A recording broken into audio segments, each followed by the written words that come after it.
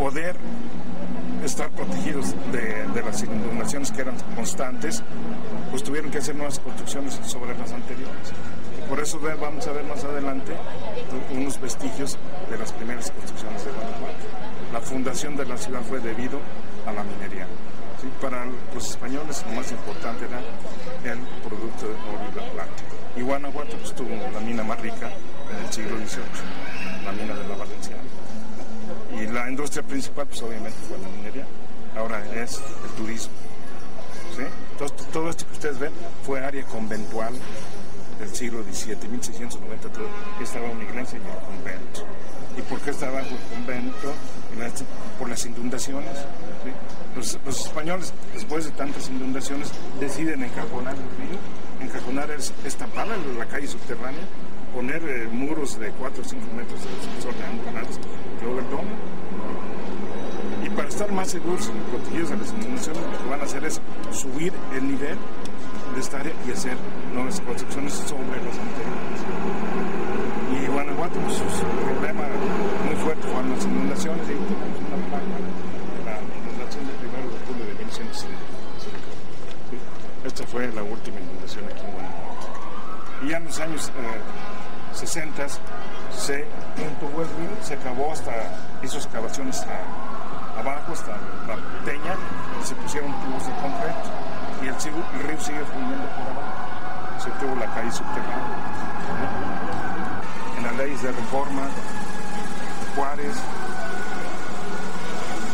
hay muchos privilegios a la iglesia. Uno de ellos es el convento se expropian y desaparecen los conventos. El mercado Hidalgo es considerado una de las últimas construcciones de Porfiriato. Observen que ahí dice 1910. En 1910 pues ya viene la Revolución Mexicana. Opción de ferrocarril o de tren que se hizo en Francia y ahora es un museo. Por eso sí tiene las características de una estación de ferrocarril, pero aquí se construyó justamente para un mercado de Lepanto. Miguel de Cervantes Saavedra, ¿sí? Él es el autor de Don Quijote. En honor a él tenemos el famoso Festival Internacional Cervantino y cada año. Miguel de Cervantes Saavedra nunca vino a la Nueva España, muchas veces lo intentó, pero por una razón u otra no pudo venir. Sin embargo, su libro ha viajado por todo el mundo, considerado el número 2 después de la Biblia, impreso obviamente en muchos idiomas. ¿Sí? Primero la Biblia y después Don Quijote. Manuel Doblado es muy importante en la historia de México. ¿Por qué? Es el primero que renegocia la deuda externa que teníamos con Inglaterra, Francia y España. Estos tres países nos vienen a invadir en 1862. Manuel Doblado va a renegociarlo, pero Francia no lo acepta y nos viene a invadir y se da la batalla de Puebla 5 de mayo de 1862. En esta batalla, México, el ejército mexicano derrotó al ejército francés, pero 2 años después Napoleón III envió 30,000 soldados franceses y entonces sí nos ocuparon y es nombrado Maximiliano de Habsburgo emperador de México. Tan luego tiene noticias de que Guanajuato es una ciudad muy rica por sus yacimientos de oro y plata, viene a visitarnos y aquí se hospedó. Maximiliano, al rato miras ahí en la placa donde se hospeda Maximiliano. Ahora es el Museo Iconográfico de Quijote.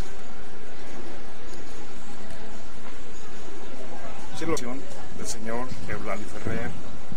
Eulalio Ferrer huyó de la dictadura de Franco, ¿sí? El de España, una dictadura, y él huye y México viene por los años 30 y 40 a México. Y él, toda la colección que se encuentra dentro es donada por el señor Eulalio Ferrer, ¿sí? Del famoso libro, escrito por Miguel de Cervantes Saavedra, conocido como el Manco de Lepanto.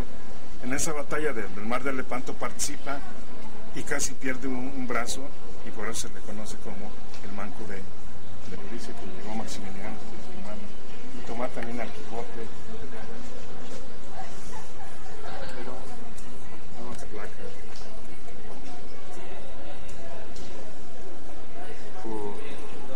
Yelmo de Mambrino, ¿sí? yelmo era parte de la vestimenta de los caballeros medievales, pero el Quijote pensaba que su yelmo era un verdadero atuendo de un caballero medieval, pero en realidad era una bacea. En la época, en el siglo XVI, los barberos usaban esto que trae el Quijote en la cabeza, se llamaban baseas, y tiene una media luna, se la ponían en su barbilla para emparejar el bigote y la barba. Se llamaban baseas. Libros de caballería. Enloqueció y se nombró caballero medieval, él mismo, ¿sí? Y dentro de sus locuras, pues pensó que esa bacea de barbero era un yelmo. ¿Sí? Ya les digo, el yelmo era atuendo del caballero, que cubría no tan solo la cabeza, sino el rostro y de parte de atrás. Y o sea, era mi yelmo de Mambrino. Mambrino era un caballero medieval y que pensaba que poniéndose su yelmo era invencible, y por eso decía, me pongo el yelmo de Mambrino, porque soy invencible. Donde en el Juárez, por los años 50, se utilizó como cine, yo fui, pero... ¿Cine mudo, no? Algo así. No, sí había el cine, ya había el cine mudo y ya había cine sonoro. De hecho, aquí ya había el cine sonoro. ¿Sí? Llamado Juárez, en honor a uno de los mejores presidentes que hayamos tenido en México. Su estilo es neoclásico y esta es una construcción de la época del Porfiriato. Su construcción empezó en 1872 y se terminó en 1897, pero hasta 1903 fue inaugurado por Porfirio Díaz con la ópera Aida de Giuseppe Verdi. Su estilo, como digo, es neoclásico, 12 columnas grecorromanas, ¿sí? Con capiteles, corintio, ¿sí? Y decorado con liras. En la parte de arriba se encuentran 8 musas de la mitología clásica. Musas, de acuerdo a la mitología clásica, son diosas o divas, cada una de ellas representando un arte. Está luego Talía, que representa la comedia con una máscara feliz. Luego Polinia, poesía lírica. Calíope, poesía épica. La épica habla de gestas, de guerras, competencias, por eso trae una antorcha. Luego, con un libro, enseguida es Cli, la historia, un libro. Luego está con una máscara nada feliz, Melpómene, que representa la tragedia. Talía la comedia, Melpómene la tragedia. Luego, con unos instrumentos musicales, unas flautas y a un lado un arpa, del otro lado vamos a ver el arpa, es Euterpe, que representa la música. Y estos fueron hechos en Ohio, Estados Unidos. Las luces que vemos fueron hechas en Nueva York, Chicago. El par de leones de bronce hecho por un mexicano, o más bien guanajuatense, de nombre Jesús Contreras. Vamos a ver la otra musa del convento. ¿Fue cementerio? Cementerio del convento. Después mercado al aire libre y después se utilizó como plaza de toros y finalmente el Jardín de la Unión. Este fue por los años 1960. Y se le nombra Jardín de la Unión conmemorando el triunfo de la guerra de reforma de los liberales en contra de los conservadores. Es en la guerra de reforma de Juárez. Los liberales y los conservadores. Los conservadores querían un gobierno que viniera de fuera, una monarquía que nos viniera a gobernar. Vemos estos arcos, son las ruinas del exconvento de San Pedro de Alcántara. De hecho, estos fueron los claustros del convento. El convento se encuentra abajo del Teatro Juárez. Y la primera iglesia se encuentra abajo de esta otra. ¿Y por qué se hace esto? Por las inundaciones. ¿Sí? Se sube el nivel y hay que construir sobre las anteriores. Sobre la primera iglesia pues, se construyó esta segunda iglesia. Vemos los contrafuertes, miren, son nuevos estos contrafuertes. Del cristal hacia abajo son los contrafuertes originales, los contrafuertes son los que sostienen las barras. Entonces estos miren los claustros del convento de San Pedro de Alcántara. ¿Y hasta dónde llegaba? El nivel de esta área es la que vemos aquí abajo. Este era el nivel. Tuvieron que aterrar y subir el nivel. Son como 4 o 5 metros. Toda esta área que tú ves, el teatro puesto, era el cementerio. Sí conocen el Jardín Morelos, ¿no? El Reforma o Morelos, bueno, allí también fue cementerio. Y a un lado está el convento de los betlemistas, donde es ahora la escuela de ingeniería y arquitectura. Ahí fue un convento. Y a un lado está el templo de Belén, o se llama Belén, por los betlemistas. Esta orden religiosa no es muy conocida. Hay dos órdenes religiosas que no son muy conocidas, son los betlemistas y los mercedarios. Los mercedarios se establecieron en Mellado. Ahí está la Virgen de las Mercedes. Los llaman los mercedarios de la Virgen de las Mercedes. Entonces esas órdenes religiosas no son muy conocidas. Realmente duraron un poco. La finalidad de los mercedarios era rescatar a prisioneros españoles por los moros. Esta orden religiosa de los mercedarios rescataron a Miguel de Cervantes Saavedra de los moros lo tenían prisionero y ellos los rescataron. Entonces era la misión de esa orden religiosa. Reyes, apodado el Pípila, es el héroe en la primera batalla que se dio en el movimiento de independencia 28 de septiembre de 1810 y donde se llevó a cabo en la famosa Alhóndiga de Granaditas, y cómo se convierte en un héroe pues popular realmente.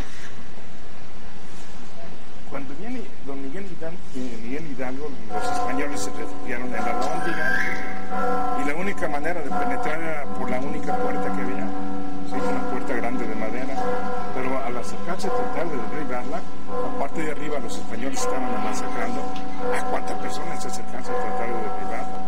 Entonces la historia cuenta que este personaje, que era un minero, levantó del piso una losa, se la pone en sus espaldas para protegerse de los disparos a la parte de arriba, y con una antorcha se acercó lentamente y le prendió fuego a la puerta.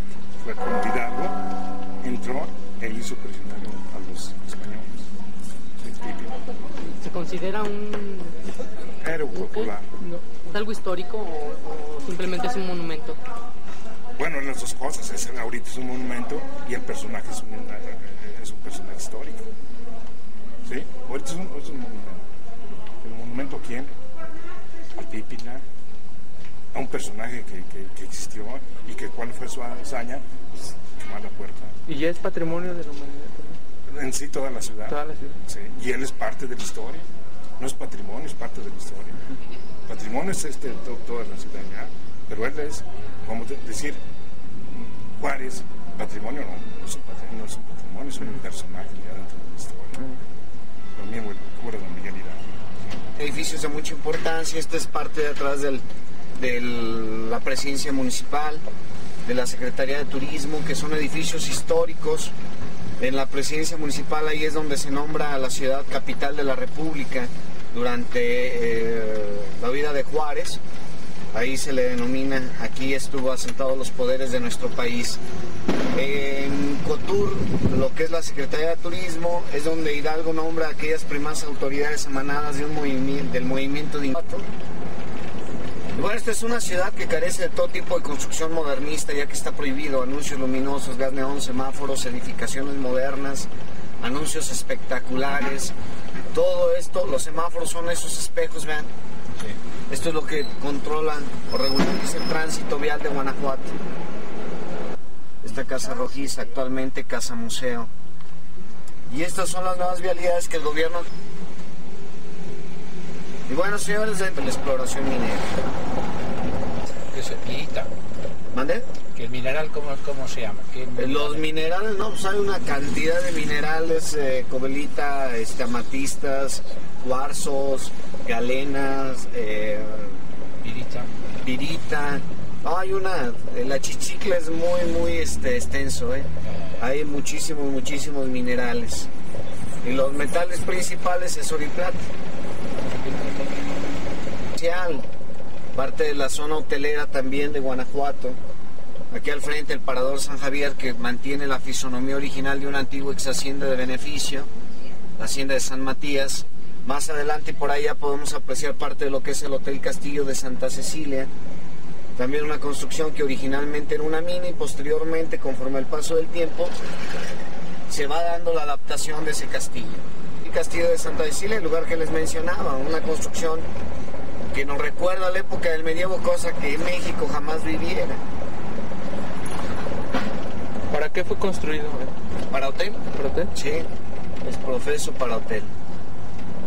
En bolso, señores, no les voy a acompañar yo porque hay gente preestablecida por las políticas de estos lugares, pero también cualquier pregunta o duda que tengan respecto a estos lugares. O sea que imagínense, en 1765 se obtienen las 3/4 partes de oro y plata que aún fungen en el mundo. Desperdicios de la mina. Esto es almacenado para crear zonas planas y de esta forma pues evitan contaminar algunas zonas, mantos freáticos, la misma ciudad. Ahorita está siendo desmantelado porque los proyectos que hay para el lugar es establecer por lo cercano a Guanajuato un helipuerto para los vehículos aéreos oficiales o de emergencia. Llámese desde vehículos gobierno del estado, vehículos aéreos hasta Cruz Roja, no sé, fuerzas de seguridad del estado. Todo esta mezcla entre cianuro, mercurio y el desperdicio del mineral vaya para mantos freáticos. Sí. Son recubiertos con arcilla para evitar que se permee el agua y por medio de la erupción del agua de la tierra o del aire provoque contaminación en Guanajuato.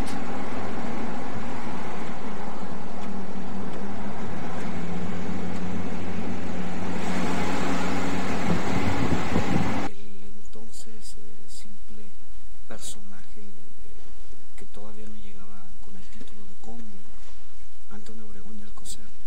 Él con muchos gamosinos llega aquí a llevar a cabo la exploración minera y después de 5 años de estar explotando esta mina, pues no, ya los acreedores lo azoraban, había muchas cosas que invertir, había mucho dinero que depositar y bueno, no hallaban la beta nada, no se daba la gran exploración que él tenía planeada. Y se encomienda simplemente a hacer, y dijo que se obtenía una de las becas madres, pues mandar a llevar a cabo la edificación de la ermita de la Capilla. Llega a 1765, le da la NOR 45, que es la beta importante, la beta madre de aquí de nuestro país. La NOR 45 se llama así porque está noroeste a 45 grados, y por tal motivo decide ya no construir la ermita de la Capilla, sino construir este bello templo. O como más tarde lo expresaría Fray Fernández de Sousa, decide llevar a cabo la construcción de uno de los templos más importantes, casi una basílica catedral. 1765, 1788, 23 años de edificación. Viene el celo de los párrocos guanajuatenses para este último año, 1788, en que reclaman que el conde pide permiso para edificar la ermita, la capilla, no la basílica, la catedral. Y por tal motivo se para la construcción. So pena de echar abajo todo lo edificado, prohíben seguir edificando la propiedad. Y la fachada principal y lateral se ve alterada por completo con toda esa fisonomía, con toda esa faltante de la arquitectura o a quien hubiera estado ubicadas estas fachadas, ¿no? Los nichos no cuentan con santos. Aquí en el interior tiene también ese esplendor artístico de barroco churrigueresco. Tenemos 3 retablos realizados o bases madera, posteriormente en blanco de España, trabajado en oro 23.5 quilates. No todo lo que brilla es oro. Lo más brillante viene siendo el trabajo en metal y lo más opaco es esa simple pintura dorada como acabado. Una iconografía de estos, aquí a la izquierda tenemos en la parte alta la Virgen de la Luz, hacia abajo tenemos una corte celestial de ángeles, arcángeles, querubines, serafines. Las 4 apariciones de la Virgen de Guadalupe, dedicado al retablo de Santa Imagen, la Virgen de Guadalupe. Al centro, abajo, se encuentra Santo Señor Jesús. En esos espacios que podemos apreciar, del lado izquierdo está San Joaquín, del lado derecho Santana, los padres de la Virgen. Abajo a la izquierda tenemos al antiguo Santo Patrono San Ignacio de Loyola y a la derecha tenemos a San Juan de Nepomuceno. Ahorita los quitaron para la limpieza que hacen constantemente en el mundo. Aquí al frente tenemos a la Virgen de la Luz, San Cayetano y el Cristo de Burgos o el Cristo de los Burgos. Es como se le conoce el personaje. Aquí en mis espaldas tenemos en la parte alta el Dios Todopoderoso, hacia abajo y hacia el centro tenemos desde el Dios Padre, ya luego sigue el San Juan Bautista, más abajo tenemos a San Pedro, el Niño Jesús y San Antonio de Padua al último al centro. En las bases laterales, tanto inferiores como superiores, tenemos a cardenales y obispos como representantes terrenales de la Iglesia. En este caso son las personas más allegadas al pueblo. Esa es la iconografía de estos 3 bellos trabajos realizados en barroco churrigueresco, y algo por lo que destaca este enorme estilo viene siendo toda la arquitectura que tenemos primeramente natural, toda esa flora, ese gran cargado de estilo de flora, fauna. Tenemos también las estípicas, ese tipo de columnas que se establecen ya dentro del trabajo artístico del barroco. Tenemos una nave y un crucero que es también propio de este tipo de arquitectura. Aquí atrás tenemos un púlpito realizado en lava o sándalo rojo, tiene incrustaciones de carey, concha, nácar y marfil. Lo bien impresionante de este trabajo es que no cuenta con metal uniendo las partes, todo está ensamblado de forma rompecabezas y esa forma conlleva a que se evite ser afectado por la humedad, por la alteración química del metal. Se introducen por medio de Sardaneta de Legazpi. Sardaneta de Legazpi, sus tumbas de los hermanos las van a encontrar ahí en San Diego, en la capilla lateral izquierda. Ellos fueron grandes empresarios guanajuatenses que introducen las maquinarias de vapor a la minería, pero también traen este tipo de material, este tipo de órganos, pero en planos. Aquí los ebanistas guanajuatenses ya le dan forma y nueva a todos esos órganos. Gracias a ellos se han podido restaurar. Todos. Estamos hablando del siglo XVII, cuando penetra como por la tercera etapa del siglo XVII penetran este tipo de órganos a Guanajuato. Como el de la Basílica. Como el de la Basílica, sí, la Basílica. De hecho, son algunos de los templos más viejos. Yo creo que el que tiene el órgano más viejo, San Diego, es uno de los órganos más viejos, o de los primeros que se empezaron a utilizar aquí en Guanajuato. Porque ya para 1700, de hecho todos los templos estos antiguos que tenemos, que destacan dentro del arte barroco, inicia las construcciones de ese tipo con la penetración jesuita en 1734, 35, por ahí así. Y ellos pues recuerden que no solamente traían la educación, sino que también traían mucha cultura que va pegada a la educación, y con ello pues se comenzó a desarrollar una arquitectura muy exagerada, ¿no? En cuestión de arquitectura civil, y arquitectura religiosa no se diga. Fue una gran bonanza cuando penetran los jesuitas aquí a Guanajuato, y todo esto se debió pues, a la misma sociedad de Guanajuato. Cuenta con más de 1700 flautas y 56 registros, y nada más anteriormente una vez al año se utilizaba dentro del Festival Cervantino, pero actualmente con el Festival de Órganos a nivel nacional, en lo que va del año son 7 audiciones que del órgano, y muy celosamente la persona que se encarga de cuidar es un profesor de la Universidad de Guanajuato, ahorita no recuerdo el nombre, perdón, pero es un señor ya grande, que es el único que se encarga de tocarlo y de manejarlo, ¿no? Y actualmente pues ya ha habido otra gente que lo ha tocado, pero celosamente lo resguardaba.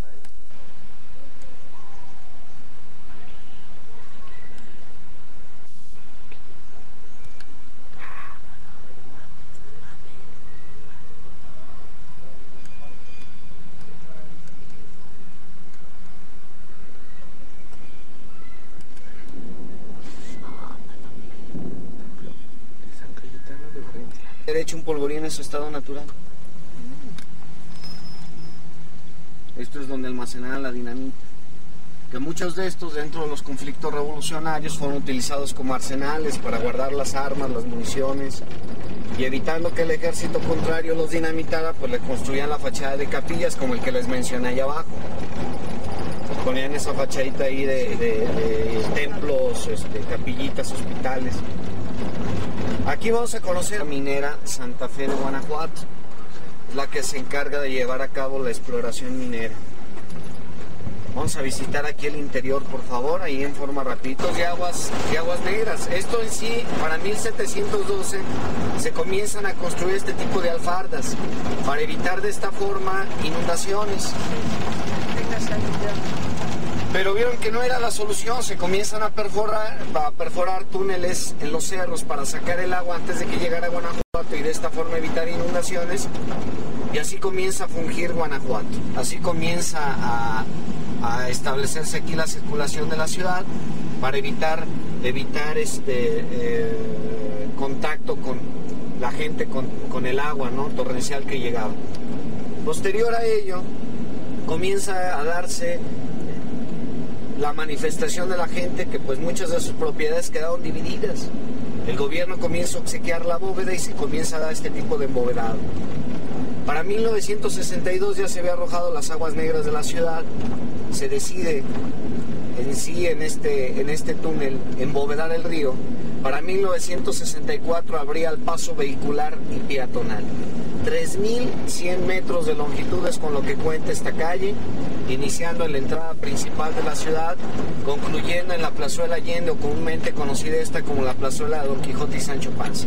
Aquí ahorita estamos pasando por la parte baja de lo que es la zona comercial de Guanajuato, el Mercado Hidalgo en sí.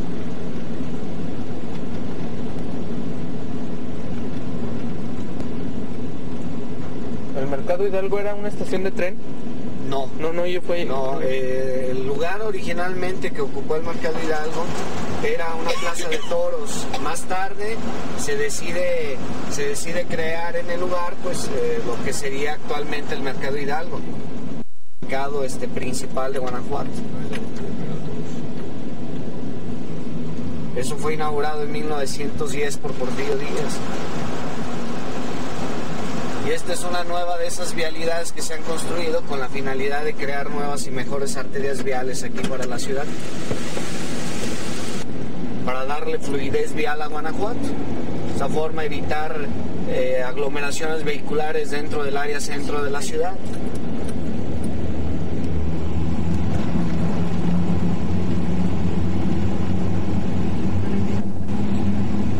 Incluso hay sensores de contaminación para cuando se excede el monóxido de carbono que hay en el lugar, los metales pesados, se activan esos sensores y se le pide a la gente que salga fuera del túnel para evitar cualquier problema. Visto un Guanajuato totalmente diferente a lo que podemos conocer allá en el Guanajuato conservador. Ya aquí la ciudad bien planeada, bien urbanizada, ya aquí no hay problema en cuestión de esas fisonomías modernistas. Ya cambia radicalmente la fisonomía de la ciudad. De Saavedra.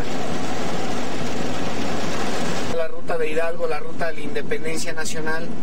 La primera de estas se encuentra al costado izquierdo, viendo de frente ahí a la parroquia en Dolores Hidalgo.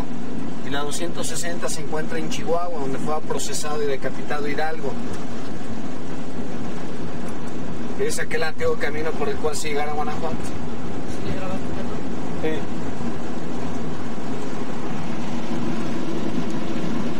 Ese caminito, todo el puente lo siguen conservando y siguen manteniendo toda esa fisonomía original.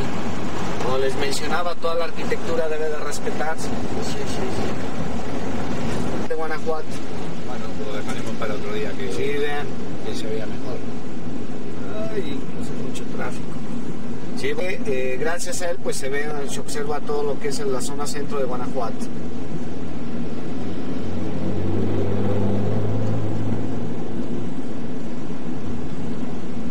Las momias, si no, antes, porque ya no es esa pequeña población que originalmente existió, ¿no?, para esas épocas. En 3 años Guanajuato se desarrolló lo que en 10 no se había logrado, el desarrollo y el crecimiento. ¿Y esta ciudad, de cuáles son las fuentes de...? La primera fuente socioeconómica es la burocracia.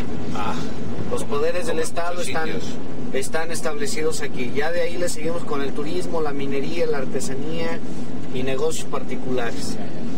Porque industria por aquí no tenemos. No se ve.